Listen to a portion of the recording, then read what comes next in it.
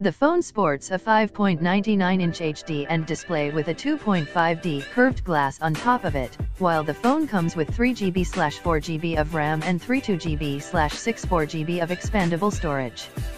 Qualcomm Snapdragon 625 64-bit octa-core processor fuels the Redmi Y2, while a 3,080 mAh non-removable battery is also included in the package.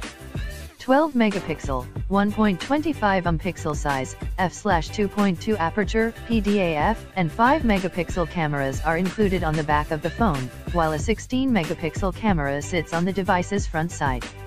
Android 8.1 Aria comes pre-installed on the device, while you will find Xiaomi's MIUI 9 skin on top of it.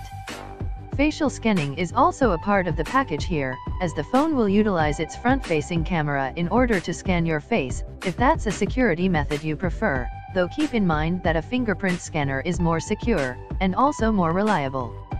The Redmi Y2 has 2 SIM card slots on the inside, and a separate microSD card slot. An infrared sensor sits on the top of the device, while the phone measures 160.73 x 77.26 x 8.1 mm, and weighs 170 grams.